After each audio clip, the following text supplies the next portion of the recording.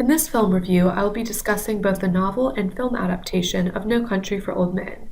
In particular, I'll be discussing how the directors of the film adaptation incorporated the theme of fate from the book, and how both mediums deal with the element of suspense.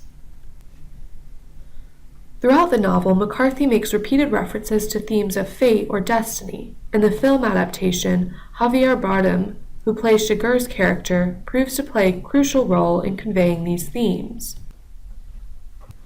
Chigurh's character references fate through his obsession with coin tosses.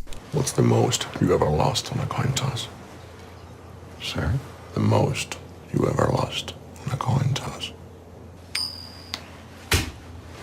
Call it. Call it. Yes. For what? Just call it. You need to call it. I can't call it for you. Well, it wouldn't be fair. You know what date is on this coin? No. 1958. It's been traveling 22 years to get here. And now it's here. And it's either heads or tails. And you have to say, call it.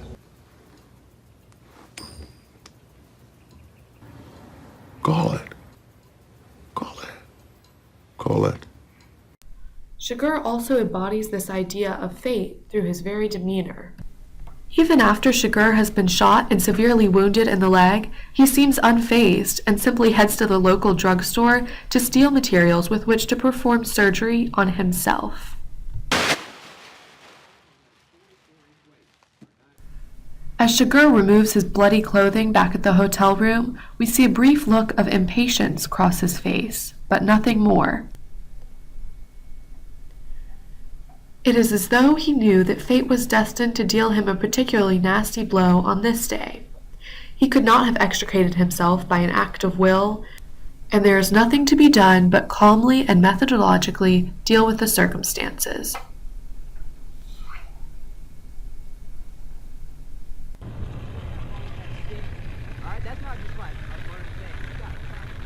We see the same impersonal attitude from Chigurh when the car he is driving is crushed by an oncoming vehicle.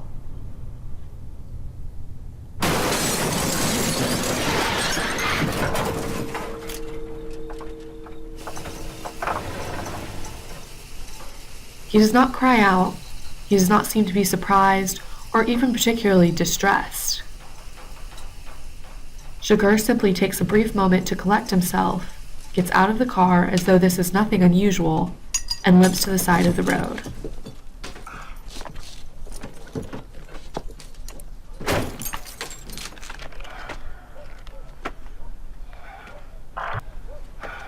True to the novel's minimalistic nature, this film adaptation does not employ dramatic music to punctuate this scene. Instead, the sounds of birdsong in a quiet neighborhood are juxtaposed against the surprising, bloody images on the screen.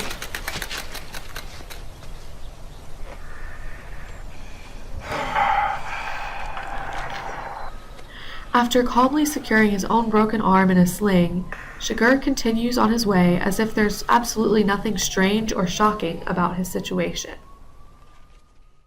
Chigurh knows that it was simply his destiny to be in exactly the wrong place at exactly the wrong moment, and who is he to second-say the world? Chigurh explicitly states his belief in fate as he's talking to Carla Jean at the end of the novel. I had no say in the matter. Every moment in your life is a turning and everyone a choosing. Somewhere you made a choice, all followed to this. Later he says, and the shape of your path was visible from the beginning. Although these words are not included in the film adaptation, they apply well to this scene and explain why Chigurh's reaction to the car accident is as monotone as it is.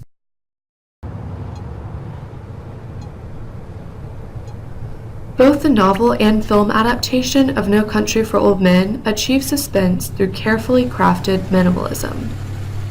In the novel, McCarthy rarely embellishes a scene with gory descriptions or burdens the narrative with a character's inner dialogue. He simply paints a blunt picture of events and lets the gravity of events speak for themselves. Because McCarthy does not reveal the inner dialogue of his characters or rely heavily on complex descriptive sentences, This novel is particularly well suited for adaptation. Most major events in the novel are action-oriented, which allows the film to be an especially accurate representation of the book.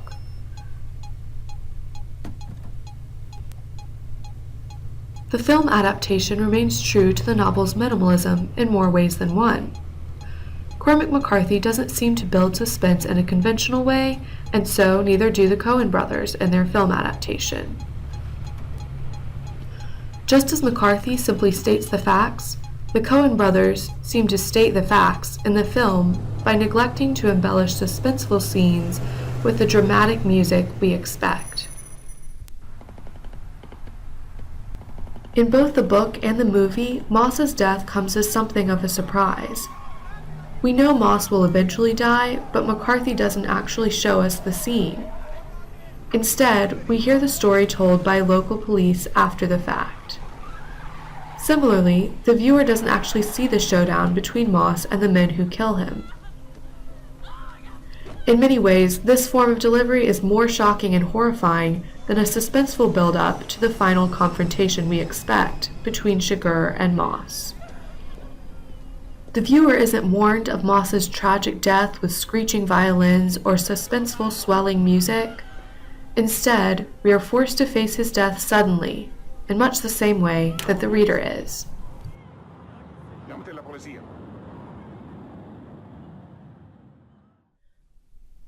Both novel and film adaptation achieve success through the unique methods by which they build suspense. The simple, minimalistic delivery seems to work well in both mediums as well.